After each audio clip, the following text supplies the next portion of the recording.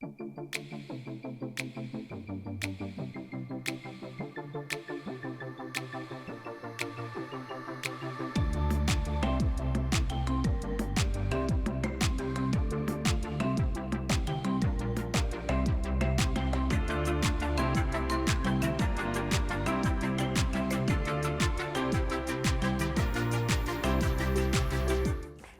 à toutes et tous, je suis ravie de vous retrouver pour une nouvelle émission Artisan Mag. Alors comme vous le savez, avec LMTV et la Chambre de métier de l'artisanat, nous avons choisi de vous parler de ces magnifiques activités et vous allez voir que nous faisons toujours un point d'actualité, donc ce sera le cas. J'ai des tas de choses à vous dire, mais nous ferons aussi un zoom sur l'éco-responsabilité dans l'artisanat. Et 4 magnifiques invités sont là pour nous en parler. Suspense. Pour commencer, un petit point sur l'actualité de l'artisanat.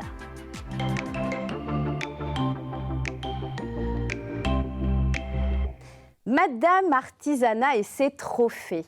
Je vous donne rendez-vous le 23 mai prochain à 19 h sur la chaîne YouTube de CMA France. Donc vous tapez chaîne YouTube, Chambre de métier de l'artisanat national, parce que le 23 mai prochain, il y aura les trophées de Madame Artisanat, 4 trophées exactement.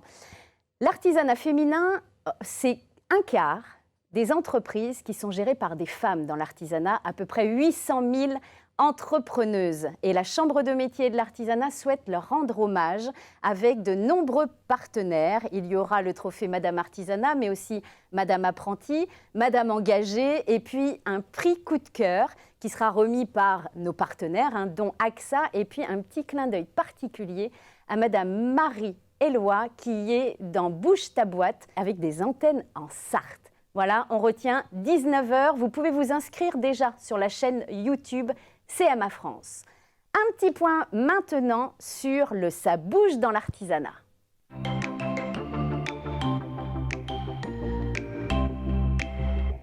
La battle des CFA. Alors, qu'est-ce que ça peut être? Eh bien, une innovation pour parler du savoir-faire de nos métiers et des CFA. Le principe, eh bien, une battle, donc des compétitions pour parler français, avec 14 métiers, 14 CFA, plus d'une centaine d'apprentis et puis 14 régions. Vous allez pouvoir toujours sur cette fameuse chaîne YouTube avoir plus de 80 épisodes d'ici la fin juin. Et au final, il y aura un prix du jury, mais c'est pour ça que je voulais vous en parler absolument, c'est qu'il y aura un prix des internautes. Pour ce faire, vous tapez la battle des CFA et puis nos ébénistes Pays de la Loire sont en compétition. Donc tout ça vous clique et puis je vous propose de découvrir un court extrait.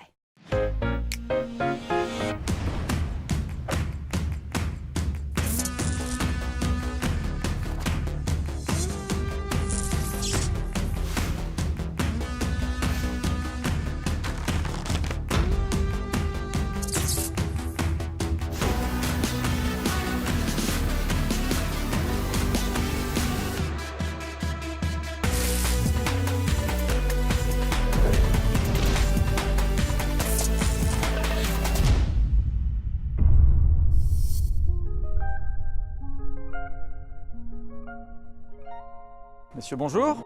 Bon, vous savez pourquoi on vous a fait venir?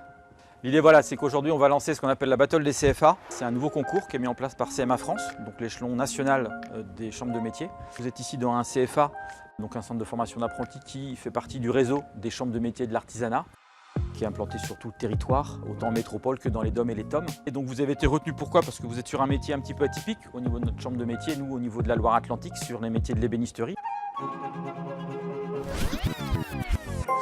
Les hommes ont toujours travaillé le bois depuis l'Antiquité, mais c'est vraiment au XVIe siècle, surtout en Italie, que le terme d'ébéniste est apparu, parce que c'est là qu'on a commencé à importer du bois et donc du coup de l'ébène, qui est un bois très rare et qui vient d'Afrique, qui est d'ailleurs aujourd'hui interdit d'exportation. Comme les ouvriers travaillaient spécialement de l'ébène, on a donné ce nom d'ébéniste.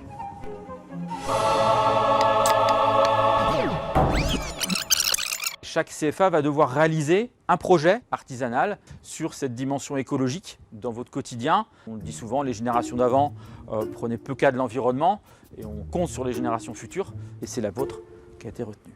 Donc c'est plutôt sympa. C'est le directeur qui a voulu officialiser cette présentation pour que les jeunes se soient aussi considérés de façon un peu différente. Je pense que si j'avais eu quelque chose à lire dans leurs yeux, c'était des points d'interrogation. Waouh, c'est quand même le directeur qui nous le présente, donc qu'est-ce qu'ils attendent de nous derrière Voilà, ça va être un gros truc quand même. J'aurais expliqué cette notion de développement durable, surtout cette notion d'éco-conception qui est une vraie réalité à venir en ébénisterie. Là, du coup, en fait, ils se sont révélés, il n'y avait plus de points d'interrogation dans leurs yeux, il y avait beaucoup de réponses. Des jeunes qui enchaînaient énormément, qui avaient plein de connaissances. Et la battle est partie comme ça.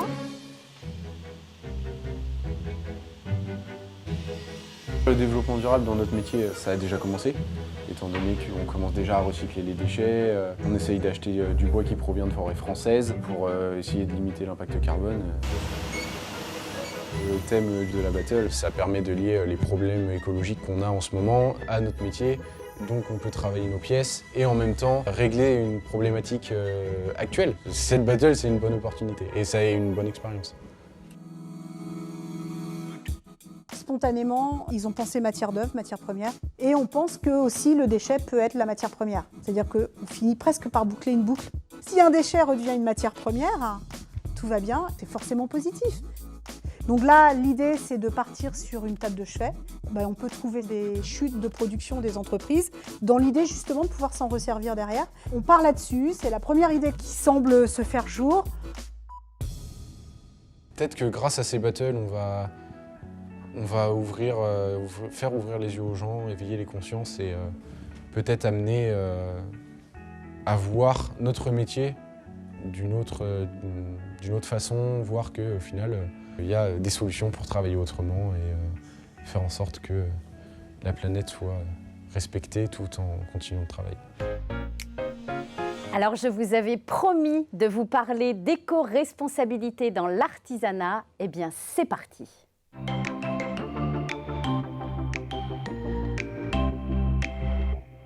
Pour nous en parler, 4 invités d'exception. J'ai le grand plaisir d'accueillir Madame Alexine Vaillant, qui est gérante du salon de thé Madame Moustache à la Ferté-Bernard.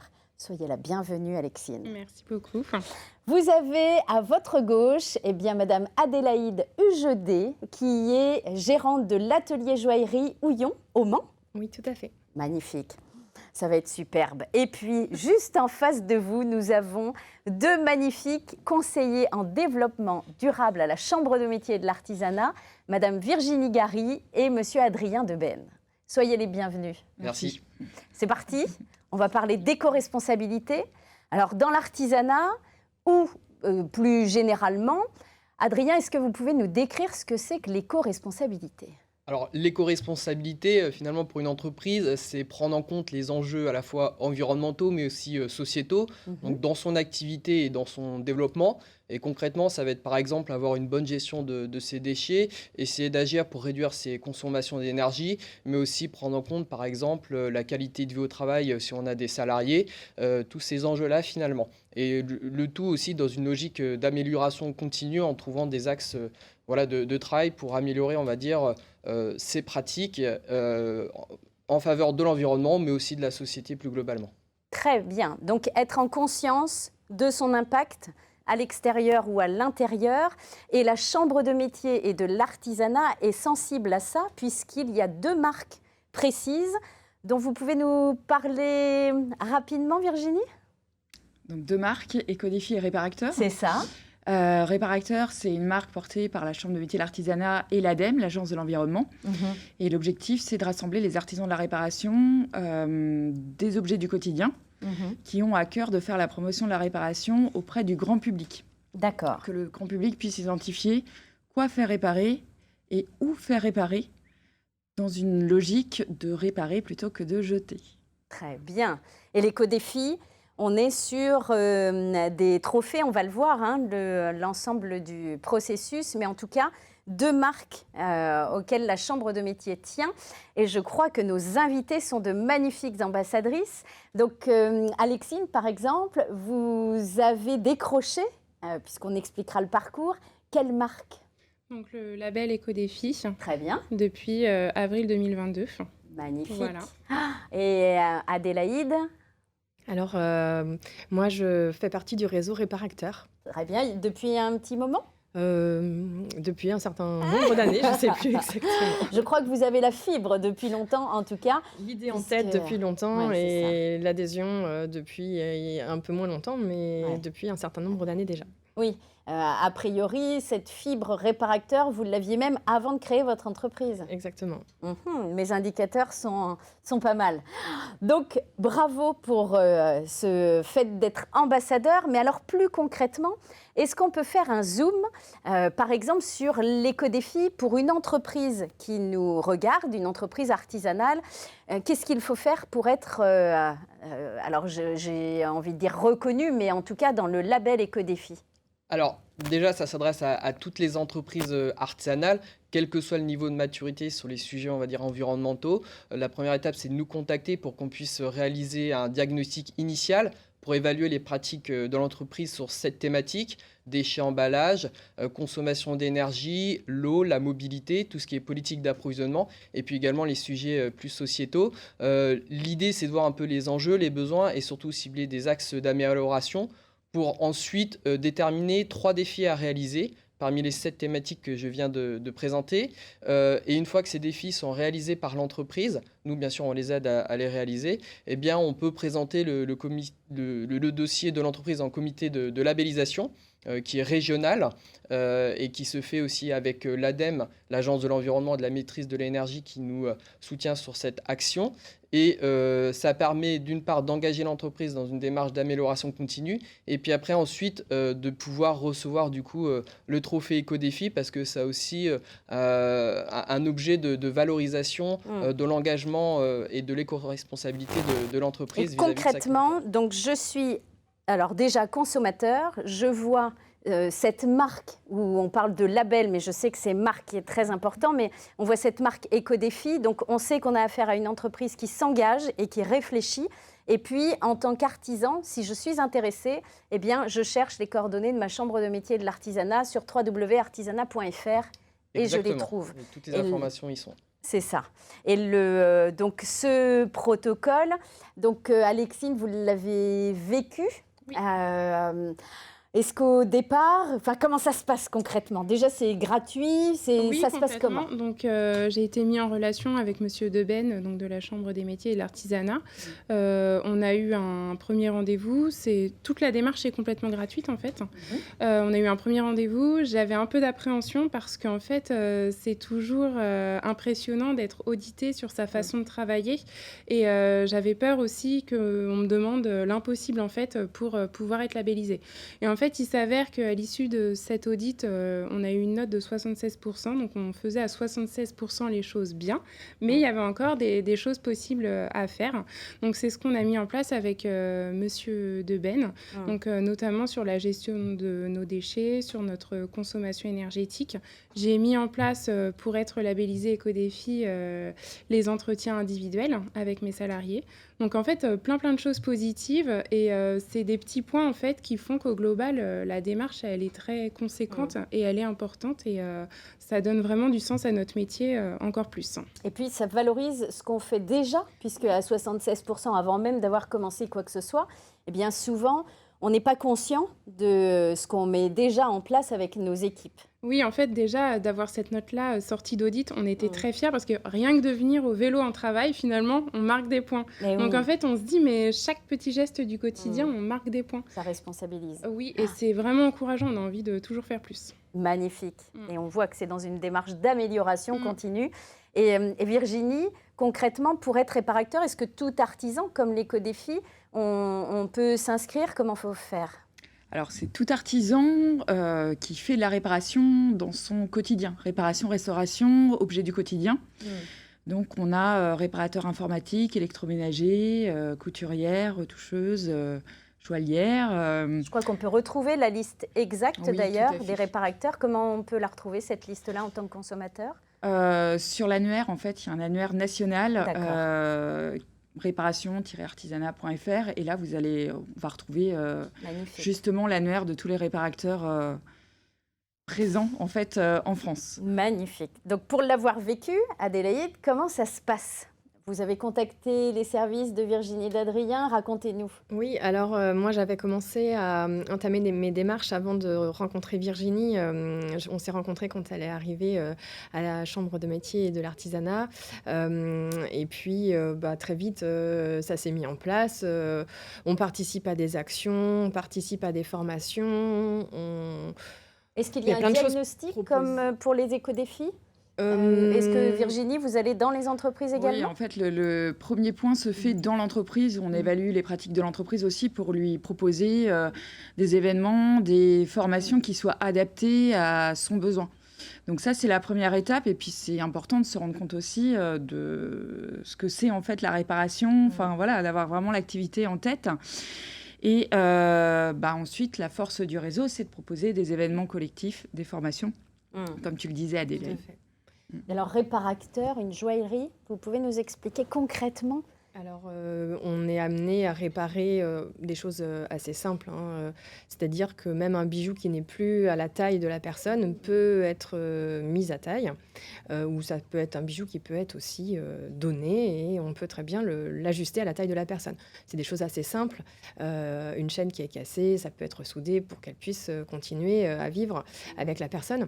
Donc ça, c'est des réparations assez simples. Après, il y a des choses plus complexes, des restaurations plus poussées sur des objets qui ont parfois plus d'une centaine d'années, voire plus. Donc là, il faut respecter effectivement les méthodes qui ont été employées, les techniques qui sont bien particulières. Et mais puis, c'est pas si simple que ça. Hein. Il faut être expert sur certaines pièces, j'imagine. Il y a des choses simples et il y a des choses plus complexes. Et effectivement, sur les choses plus complexes, il faut avoir un degré d'expertise assez pointu puisqu'il faut analyser la méthode de fabrication du bijou. Il faut aussi pouvoir déceler les éventuelles réparations qui ont pu être déjà faites sur le bijou. Et puis après, il faut se lancer et parfois on a des surprises. Et donc il faut réussir à faire la réparation pour qu'elle soit complètement invisible. Je sais que vous êtes reconnu pour ça. Donc bravo. Sur l'impact, réparateur, éco-défi, on sait que les impacts dépasse la remise d'un trophée ou d'une marque. Alexine, est-ce que vous pouvez nous parler de l'impact pour votre entreprise de cette quête vers l'éco-défi ? Donc nous, l'impact, effectivement, il est environnemental, c'est plus que positif. Donc comme je disais, ça donne encore plus de sens à notre travail.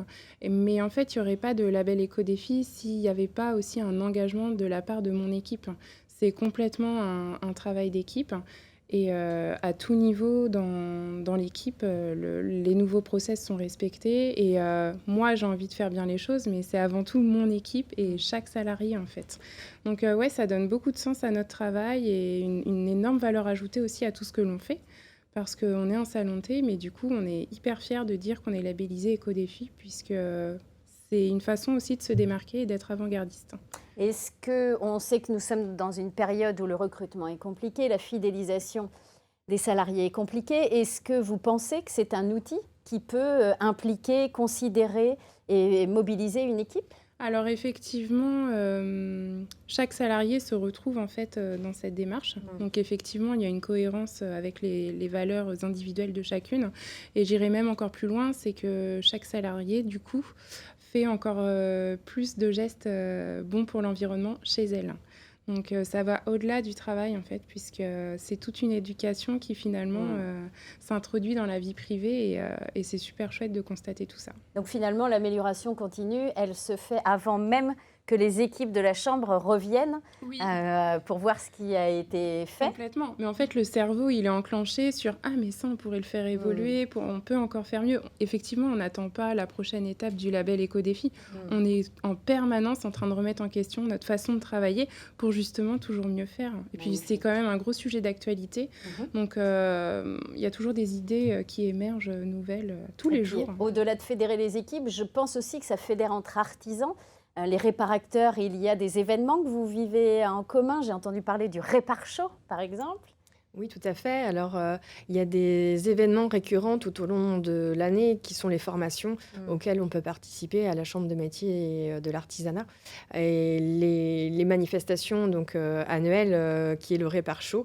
Et c'est un moment convivial pour se retrouver tous ensemble. Les formations sont un lieu pour échanger aussi sur nos problématiques d'entrepreneurs, de se rencontrer. Pour certains artisans, moi, je travaille en équipe, donc je suis un peu moins concernée, mais un artisan qui travaille tout seul, c'est bien aussi de se sentir entouré.